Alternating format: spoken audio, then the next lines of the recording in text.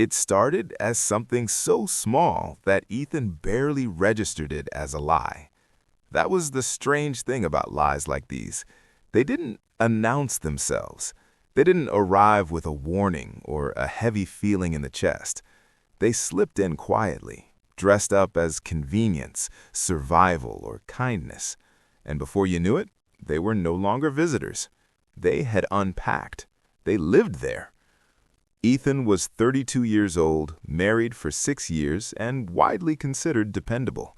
He worked as a project coordinator at a mid-sized architecture firm. Nothing glamorous, nothing scandalous. His colleagues described him as calm, thoughtful, the kind of guy who remembered birthdays and returned missed calls. At home, his wife Mira trusted him completely. They shared passwords, they finished each other's sentences, they planned their lives in careful, sensible steps. That's why the lie worked so well. It began on a Tuesday evening, the kind that felt interchangeable with every other weekday. Ethan came home late, later than usual, because a meeting had dragged on. Or at least that's what he told Mira as he slipped off his shoes near the door. "You okay?" she asked from the kitchen, stirring something warm and fragrant. "Yeah," he said, loosening his tie. "Just long." That part was true. The meeting had been long, but the reason it was long wasn't. Earlier that afternoon, his manager, Alan, had called him into his office and closed the door. That alone had tightened something in Ethan's stomach. Closed doors rarely meant good news. Alan sat down slowly, fingers laced, eyes avoiding Ethan's for just a moment too long. "There's been a complaint," he said. Ethan felt heat rush to his face. "About me?" "Indirectly," Alan replied. "A client noticed discrepancies in last quarter's budget projections. It looks like some numbers were adjusted after approval." Ethan frowned. He knew the files. He had overseen them. Adjusted how? Alan sighed. "That's the issue. They were changed to make the project look under budget, only slightly, but enough." The room felt smaller. "I didn't," Ethan began, then stopped. He had noticed the discrepancy weeks ago, a minor miscalculation from another department. Fixing it would have delayed approval and made the team look careless, so he had smoothed it out, rounded a few figures, told himself it was temporary, that it would balance later. Everyone did things like that, didn't they? Alan leaned back. "I believe you didn't intend harm, but the client is asking questions. For now, HR wants to conduct a review." "A review?" Ethan repeated. "It's procedural," he said quickly. "You're not suspended, but I need you to keep this confidential until we understand the scope." Ethan nodded, heart pounding. When he left the office, his mind raced. Confidential, review, discrepancies, none of those words were dangerous on their own. Together, they felt like a trap. By the time he got home, the instinct to protect himself had already formed. Mira didn't need to worry. It was nothing. It would resolve itself. Why cause stress over something so small? So he said, "Long meeting," and she nodded sympathetically and handed him a plate. That was the lie. Not because it was false, but because it hid something important, something real. Over the next few days, the review continued quietly. HR asked questions, emails were forwarded. Ethan answered carefully, truthfully, mostly. Each omission felt harmless. Each selective detail felt strategic. At home, Mira noticed little things. Ethan checked his phone more often. He seemed distracted, distant in a way that was subtle but new. "Everything okay at work?" she asked one night as they lay in bed. "Yeah," he said, immediately, too quickly. "Just long." That part was true. The meeting had been long, but the reason it was long wasn't. Earlier that afternoon, his manager, Alan, had called him into his office and closed the door. That alone had tightened something in Ethan's stomach. Closed doors rarely meant good news. Alan sat down slowly, fingers laced, eyes avoiding Ethan's for just a moment too long. "There's been a complaint," he said. Ethan felt heat rush to his face. About me? Indirectly, Alan replied. A client noticed discrepancies in last quarter's budget projections. It looks like some numbers were adjusted after approval. Ethan frowned. He knew the files. He had overseen them. Adjusted how? Alan sighed. That's the issue. They were changed to make the project look under budget, only slightly, but enough. The room felt smaller. I didn't, Ethan began, then stopped. He had noticed the discrepancy weeks ago, a minor miscalculation from another department. Fixing it would have delayed approval and made the team look careless, so he had smoothed it out, rounded a few figures, told himself it was temporary, that it would balance later. Everyone did things like that, didn't they? Alan leaned back. I believe you didn't intend harm, but the client is asking questions. For now, HR wants to conduct a review. A review? Ethan repeated. It's procedural, he said quickly. You're not suspended, but I need you to keep this confidential until we understand the scope. Ethan nodded, heart pounding. When he left the office, his mind raced. Confidential, review, discrepancies. None of those words were dangerous on their own. Together, they felt like a trap. By the time he got home, the instinct to protect himself had already formed. Mira didn't need to worry. It was nothing. It would resolve itself. Why cause stress over something so small? So he said, "Long meeting," and she nodded sympathetically and handed him a plate. That was the lie. Not because it was false, but because it hid something important, something real. Over the next few days, the review continued quietly. HR asked questions, emails were forwarded. Ethan answered carefully, truthfully, mostly. Each omission felt harmless. Each selective detail felt strategic. At home, Mira noticed little things. Ethan checked his phone more often. He seemed distracted, distant in a way that was subtle but new. Everything okay at work? She asked one night as they lay in bed. Yeah, he said immediately, too quickly. Just long. That part was true. The meeting had been long, but the reason it was long wasn't. Earlier that afternoon, his manager, Alan, had called him into his office and closed the door. That alone had tightened something in Ethan's stomach. Closed doors rarely meant good news. Alan sat down slowly, fingers laced, eyes avoiding Ethan's for just a moment too long. There's been a complaint, he said. Ethan felt heat rush to his face. About me? Indirectly, Alan replied. A client noticed discrepancies in last quarter's budget projections. It looks like some numbers were adjusted after approval. Ethan frowned. He knew the files. He had overseen them. Adjusted how? Alan sighed. That's the issue. They were changed to make the project look under budget, only slightly, but enough. The room felt smaller.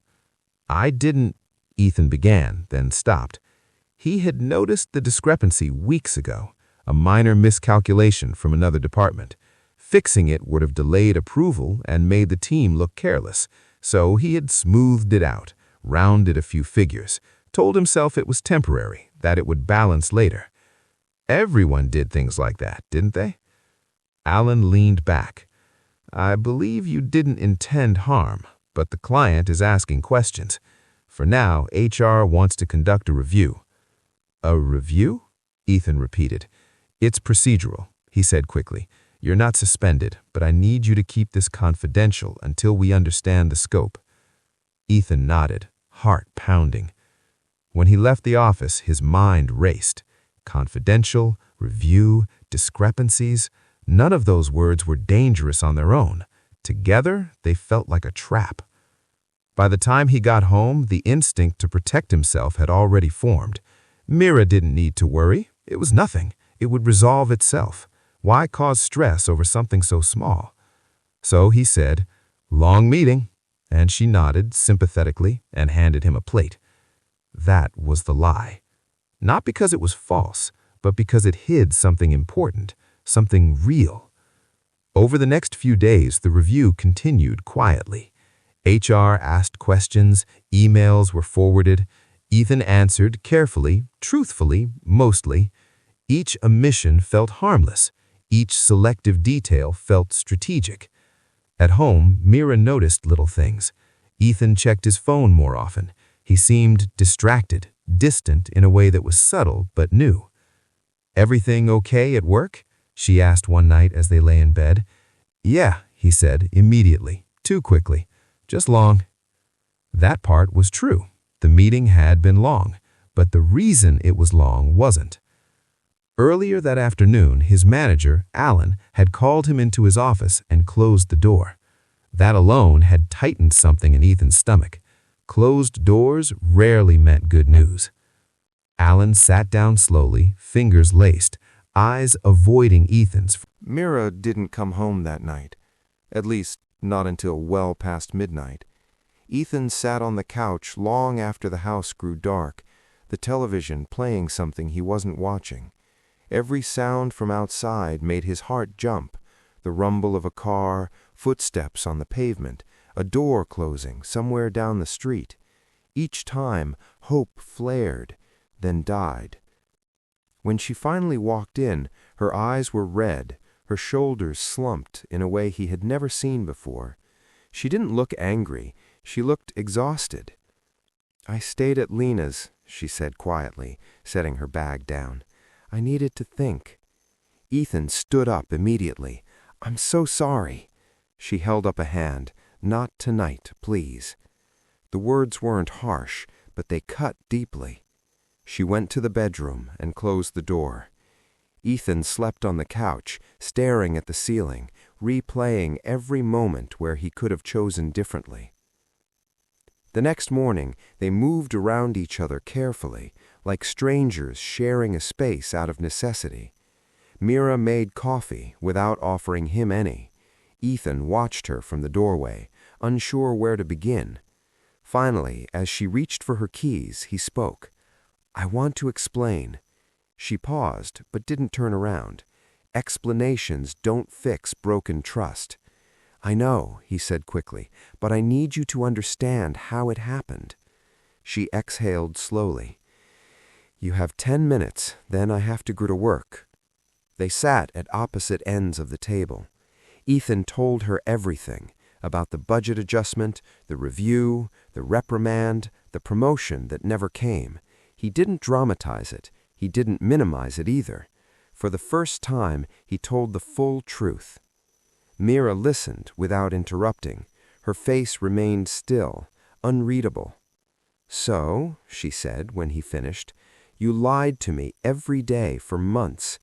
"I didn't lie every day," he said weakly. She looked at him sharply. "Did you ever tell me the truth?" He fell silent. "That's what I thought," she said. "You didn't just lie once, Ethan. You built a version of our life that wasn't real, and you invited me to live in it. I was scared. I didn't want you to see me differently." She laughed softly, without humor. "You think I won't now?" That question lingered between them. Over the next few weeks, their home filled with quiet tension. Conversations became transactional. Who was cooking, who was paying which bill, what time someone would be home. The intimacy they once shared, the ease, the laughter, the unspoken understanding, felt like a memory from another life. Mira didn't yell. That was almost worse. She became observant instead. She noticed how Ethan avoided eye contact when serious topics came up, how quickly he reassured her, how often he said things were fine. One evening she asked, "Is there anything else you haven't told me?" Ethan felt panic rise in his chest. "No," he said immediately. Then, catching himself, he added, "Not that I know of." Her eyes narrowed slightly. "You see how that sounds, right?" He nodded. "I'm trying. I really am." Trying wasn't enough. Mira began confiding in Lena more. She stayed out later. She guarded her phone. Ethan noticed these changes and felt a familiar urge to assume, to fill in gaps with comforting stories. But now every assumption felt dangerous. One night, after another strained dinner, Mira finally said what had been hanging between them. "I don't know if I trust you anymore." Ethan's throat tightened. "Trust can be rebuilt." "Yes," she said, "but only if both people are honest, and I don't know if honesty comes naturally to you." The words stung because they felt true. At work, things weren't improving either. Colleagues treated him differently. Subtle shifts in tone, fewer responsibilities. Alan stopped dropping by his desk. Ethan felt invisible, replaceable. The shame followed him everywhere, at home, at work, in his own thoughts. And then the second lie happened. It came unexpectedly, slipping out before Ethan could stop it. Mira had asked him to handle a payment related to their savings account, a routine task, except the balance was lower than she expected, lower because Ethan had quietly used some of their savings to cover expenses during the months when he feared losing his job. "It's all there," he said when she asked. "I just moved things around." She frowned. "Moved how?" "Short term," he replied. "It's fine." It wasn't fine. This time, the lie was deliberate. He saw the suspicion in her eyes and chose the easier path. He told himself it was temporary, that he would fix it before she ever noticed. But the truth had changed shape. It was no longer just about protecting her from worry. It was about protecting himself from consequences. A week later, the bank sent a statement. Mira found it before he did. She didn't cry this time. She didn't raise her voice. She simply placed the paper on the table and looked at him. "You promised," she said. "You promised you wouldn't do this again." "I was going to fix it," he said desperately. "I just needed time." "Time?" she repeated. "Time is what you took from me the first time. Time to make decisions based on lies." Her voice trembled. "Do you know how humiliating it feels to realize you don't actually know the person you married?" Ethan reached for her hand. She pulled away. "I can't do this," she said. "I can't live in a house where I'm constantly wondering what's real." "What are you saying?" he asked, though he already sensed the answer. "I'm saying I need space, real space, not a night at a friend's, not silence at dinner, space to decide if this marriage is still safe for me." The word safe echoed painfully. She packed a bag that night and moved into a short-term rental near her office. Ethan watched her leave, knowing this wasn't just about money or work. It was about something deeper, about integrity and how fragile it truly was. Alone in the house, Ethan began to understand the cost of his choices. Each lie hadn't just avoided pain, it had delayed it, allowing it to grow sharper, heavier. He started replaying his past through a new lens. Small moments where honesty would have been uncomfortable, times he'd smoothed things over instead of speaking plainly, patterns he had never noticed before. Maybe this wasn't the first lie that mattered. Maybe it was just the first one that had consequences he couldn't outrun. Days turned to weeks. Mira kept communication minimal, practical, cold. Then came the email that changed everything. Ethan's firm was restructuring. His position was being eliminated. He read the message 3 times, numb. No warning, no discussion, just a severance package and a polite thank you. His first instinct was to call Mira. Then he stopped. The familiar thought crept in. "I'll tell her once I figure out what to do." The lie was ready. He stared at his phone for a long time, realizing something terrifying. Lying wasn't just something he did anymore. It was something he defaulted to. And if he didn't stop now, he might lose more than his job. He might lose every version of his life that still mattered. Ethan didn't tell Mira about losing his job. Not that day, not the next, not the week after. Each morning he woke up at the same time, showered, dressed, and left the house as if nothing had changed. He sat in his car for long stretches, parked a few blocks away, staring at the steering wheel while his mind spiraled. Sometimes he drove aimlessly, Sometimes he sat in a cafe, pretending to work on his laptop. Other times he simply walked, trying to exhaust himself enough to silence the thoughts. Just until I find something else, he told himself. Just until I have a plan. But plans require clarity, and clarity requires truth. Neither came easily anymore. Mira texted occasionally, short, careful messages about logistics, mail, bills, appointments. There were no questions about his day, no check-ins, no warmth. Ethan read those messages over and over, interpreting every word, every punctuation mark, as if it carried hidden meaning. One afternoon she asked, "How's work?" He stared at the screen, heart pounding. "Busy," he typed back. The lie felt heavier than the others. This one wasn't passive, it was active deception, sustained day after day. And yet, some part of him felt strangely calm afterward, as if the familiarity of lying provided a twisted sense of control. Weeks passed, savings dwindled, job applications went unanswered, interviews fell through. Each rejection chipped away at what little confidence he had left. One evening, Mira called unexpectedly. "Can we meet?" she asked, "just to talk." His chest tightened. "Yeah, of course." They met at a quiet park near their old apartment. The sun was setting, casting long shadows across the grass. Mira looked thinner, sharper somehow, like someone who had learned how to hold herself alone. They sat on opposite ends of a bench. "I've been thinking a lot," she said, "about us, about what trust even means now." Ethan nodded, afraid to interrupt. "I keep replaying everything," she continued, "and I realize something. The lies weren't about work or money. They were about control. You controlled what I knew, so you controlled how I felt." "That wasn't my intention," he said softly.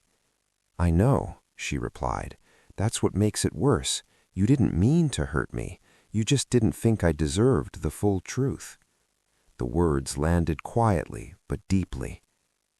"I want to try counseling," she said after a pause.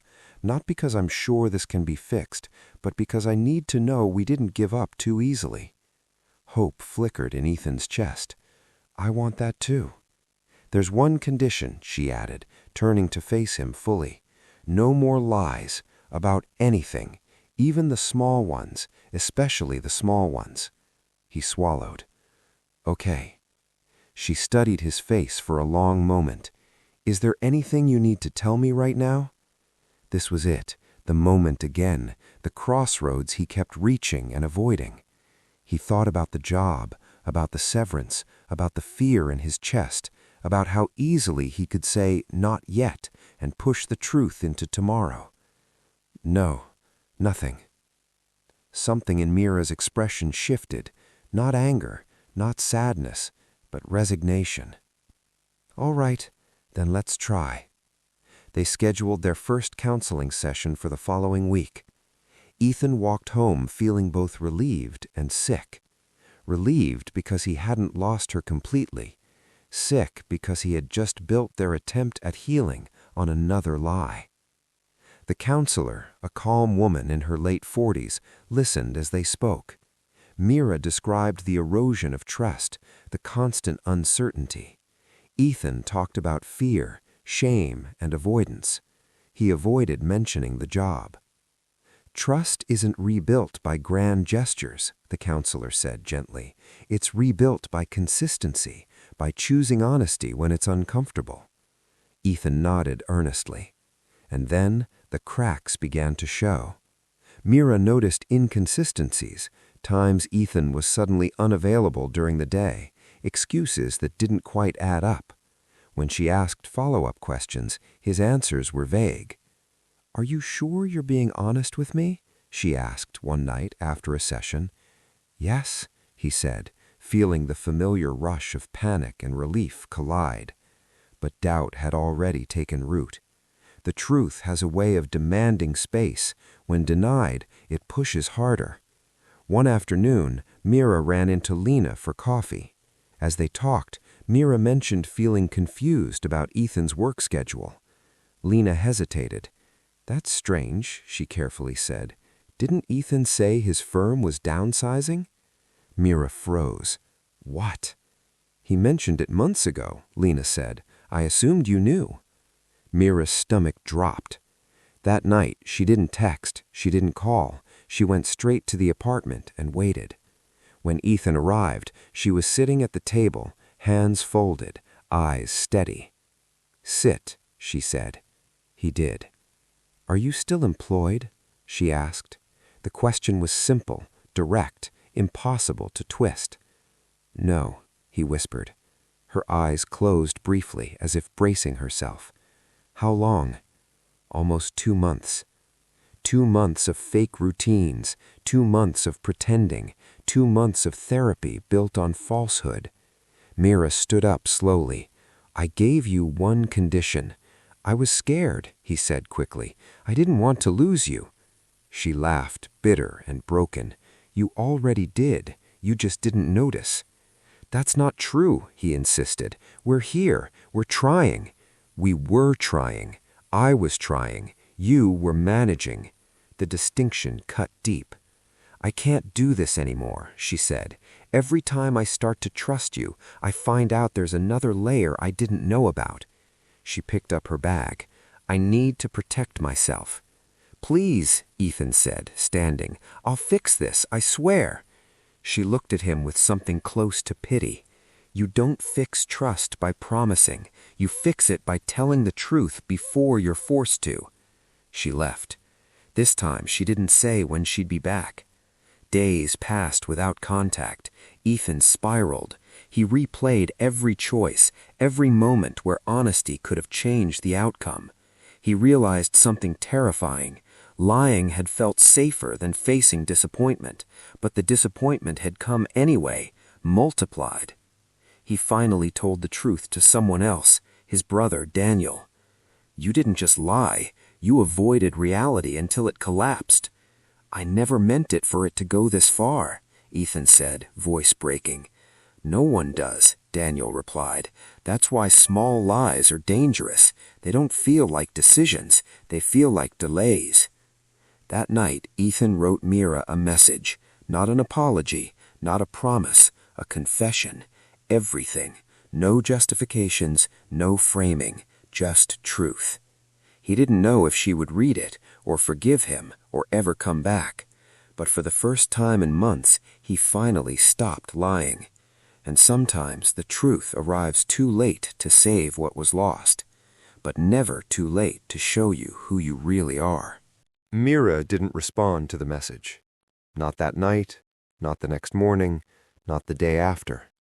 Ethan checked his phone obsessively, hating himself for every glance. He told himself he deserved the silence, that this was the natural consequence of everything he had chosen not to say.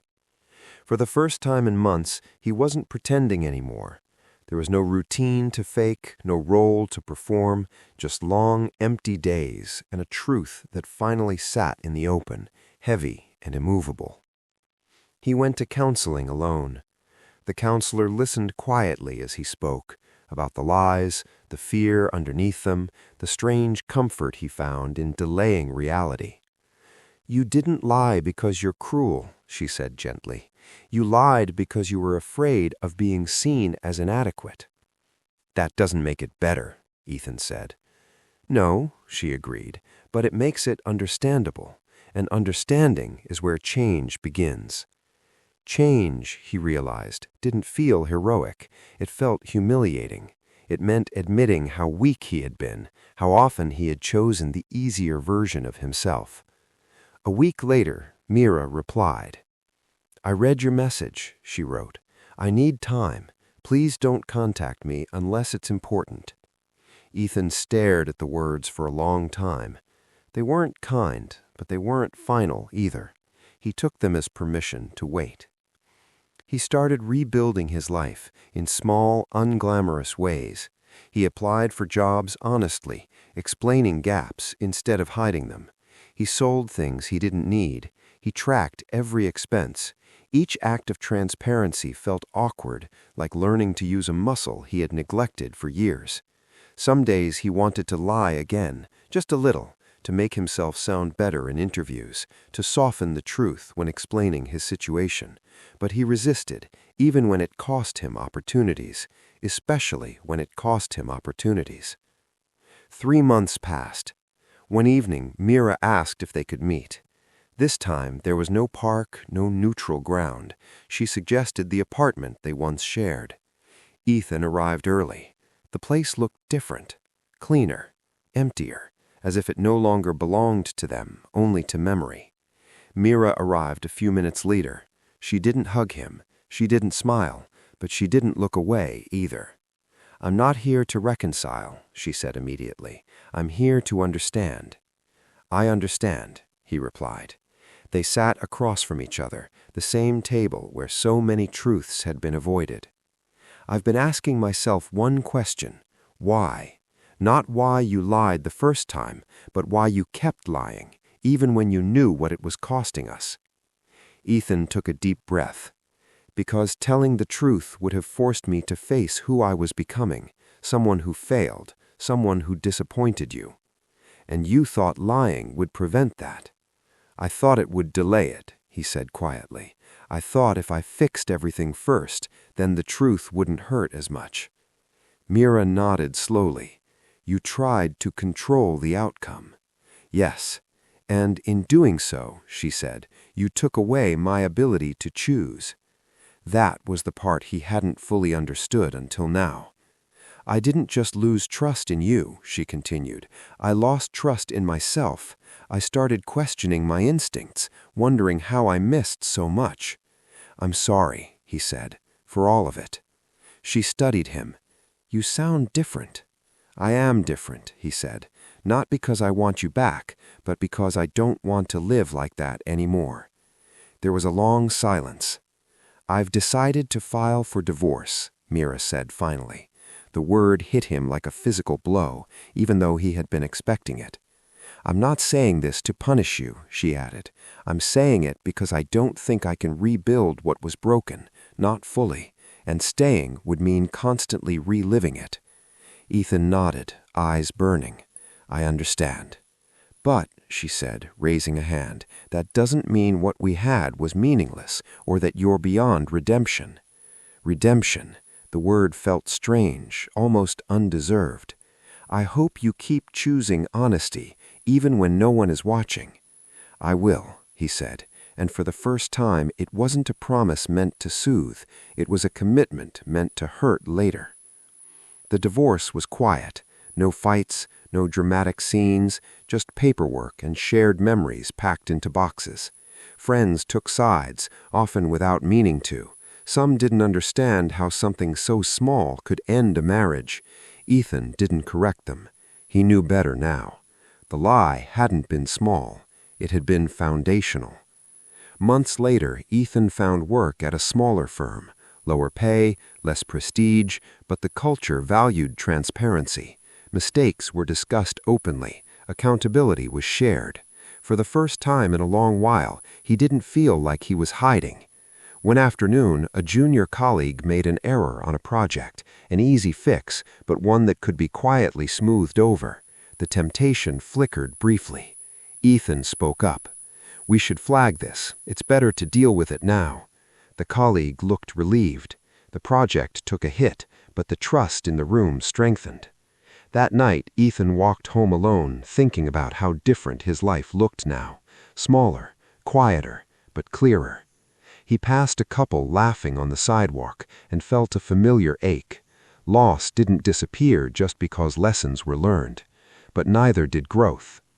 A few weeks later, Ethan received a message from Mira. Just a photo of a book she knew he loved, spotted in a store window. No words. He smiled sadly. Some connections didn't need to rebuild to still exist. Ethan understood something now that he hadn't before. A lie doesn't destroy everything at once. It erodes. It wears away at trust, at choice, at intimacy, until one day you look around and realize the foundation is gone, and no one remembers when the first crack appeared. The smallest lies are the most dangerous because they teach you that truth is optional, and once truth becomes optional, everything else becomes negotiable. Life after the divorce settled into a rhythm that felt unfamiliar but stable. Ethan moved into a small one-bedroom apartment on the edge of the city. It wasn't temporary, though he told himself it was at first. The furniture was sparse, the walls bare, the silence loud. But it was honest silence. No one was waiting for explanations. No one was depending on a version of him that didn't exist anymore. At night, he replayed memories, not just of Mira, but of moments long before her. Small lies he had told growing up, to teachers, to friends, to himself. How he had learned early that avoiding discomfort felt like intelligence, like control. He saw now how practiced he had been. At work, honesty continued to feel awkward.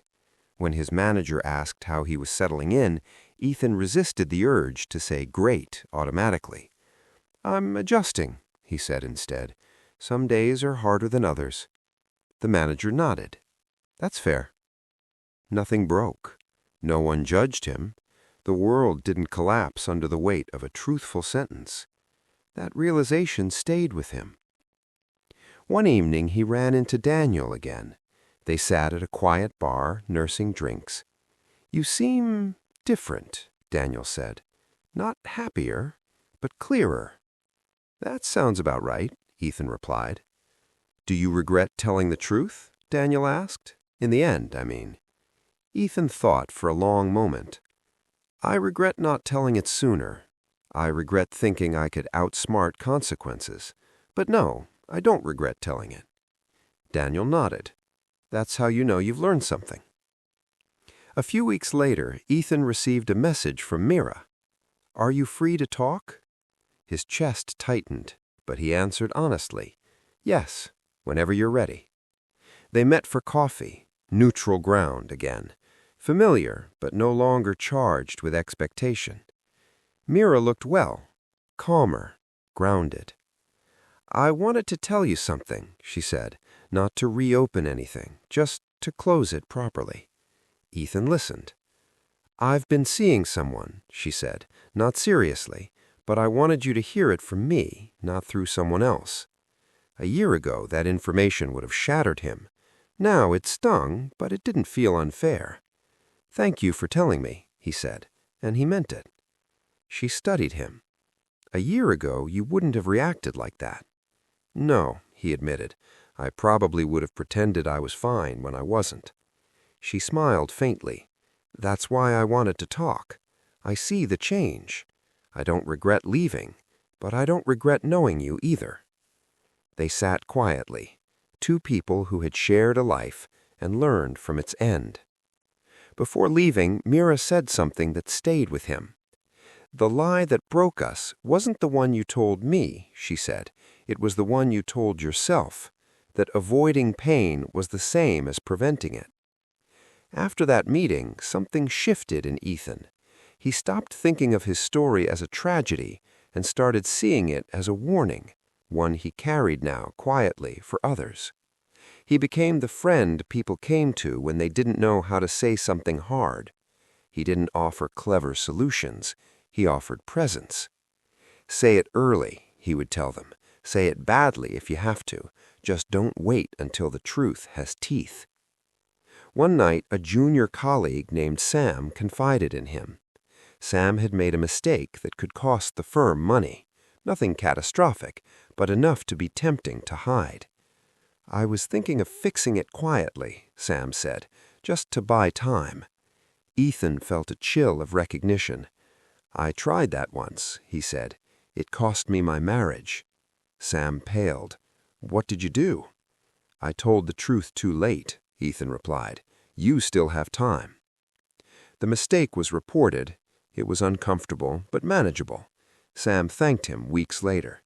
"You probably saved me years of regret." Ethan shook his head.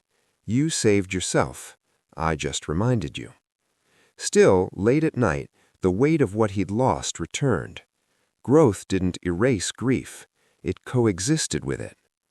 Sometimes Ethan imagined an alternate version of his life, one where he had told Mira the truth that first Tuesday evening, where they had faced the problem together, where the lie never learned to breathe. But reality was a luxury imagination didn't allow for long. One afternoon, Ethan received a call from his old firm. Alan was on the line. "I wanted to apologize," Alan said. "We handled things poorly. We created an environment where honesty felt risky." Ethan appreciated the sentiment, but it didn't change the past. "I own my part," Ethan replied. "I always will." After the call, Ethan realized something important. Responsibility wasn't about blame. It was about ownership, about saying, "This was mine. I did this. I'll live differently now." Months later, Ethan volunteered to speak at a small professional development seminar on ethics and transparency. He hadn't planned to share anything personal, but during the Q&A, someone asked why honesty mattered so much in small decisions. He paused, then answered truthfully. "Because the smallest lies don't feel like lies. They feel like strategy. And by the time you realize what they've cost you, they've already changed who you are." The room was silent. Afterward, a woman approached him. "I needed to hear that," she said. "I've been hiding something small, or at least I thought it was small." Ethan nodded. They always start that way. That night, alone in his apartment, Ethan reflected on how far the lie had traveled, from a single sentence to a fractured marriage, from fear to habit, from silence to loss. And yet, strangely, from loss to clarity.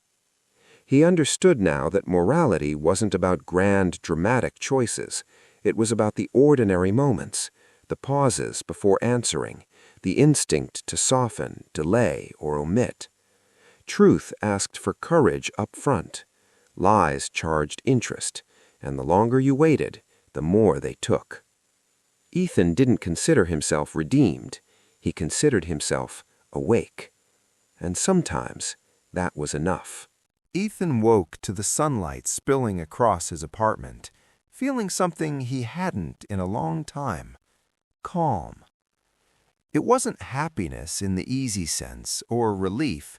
It was steadiness, the kind that comes from finally being fully accountable to yourself.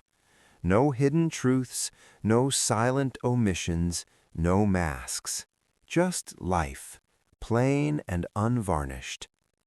He went through his morning routine slowly, deliberately.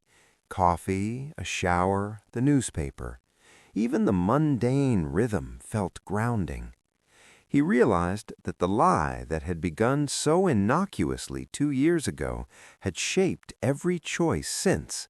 But now he could see the path forward without it shadowing his steps. At work, Ethan noticed the small victories of honesty. A team member admitting a mistake, another acknowledging a missed deadline. These moments weren't catastrophic.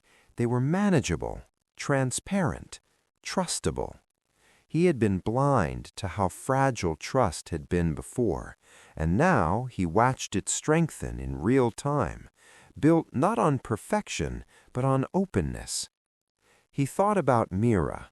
Sometimes a pang of loss still struck him unexpectedly when he saw a couple laughing in the street, or when a song played that reminded him of shared mornings.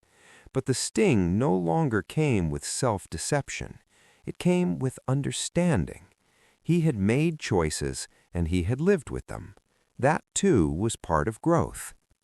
A few months later, Ethan attended a small gathering hosted by his sister. People he hadn't seen since before the marriage, or maybe since during, were there. Conversations were easy. Laughter came naturally. And yet he realized he carried a quiet confidence he hadn't possessed before. Not arrogance, not relief, but the steadiness of someone who knew the cost of deception and the value of truth. During the evening, a young man approached him, nervous, hesitant. I've been struggling, he said, at work with honesty. I hide little things because I'm afraid. I don't want to upset anyone, but it's eating me up.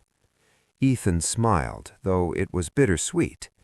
I know how that feels, he said. It starts small, a word here, an omission there. You think it's harmless, but lies have a way of growing, and they take more than you ever imagined. The young man swallowed. So, what do I do? Tell the truth, Ethan said, even when it's scary, even when it hurts. The truth won't erase consequences, but it will prevent regrets from stacking up into something you can't fix. The man nodded, relief flickering in his eyes. Ethan realized then that even if some doors were closed to him forever, some doors, helping someone else see the danger of a small lie, had opened wider than he could have imagined. Later that night, Ethan sat alone, reflecting. The marriage was over. Mira had moved on. His career had taken detours, but the lie that had destroyed so much had also taught him something invaluable. Honesty isn't always easy. It isn't always immediate, and sometimes it costs more than you're ready to pay. But the cost of avoiding it? That was always greater. He thought of the first lie, so seemingly insignificant, told on a Tuesday evening, and the avalanche it had set in motion. The disappointment, the shame, the fear, the isolation, the heartbreak. And yet, he also thought of the moment he finally stopped hiding, the message he sent Mira, the confession he couldn't soften, the first time he chose openness over the deceptive comfort of avoidance. That moment, small and trembling, had begun a slow reconstruction. Life wasn't repaired, life wasn't the same, but it was honest. And honesty, Ethan understood fully now, is the foundation that allows anything else, trust, intimacy, self-respect, to grow again. He leaned back, eyes closing for a moment. For the first time in years, he felt the fragile peace that comes with facing reality as it is, not as he wished it to be. A small lie had destroyed everything, but the truth, however late, had given him the chance to rebuild. And that, Ethan knew, was the only way to live moving forward.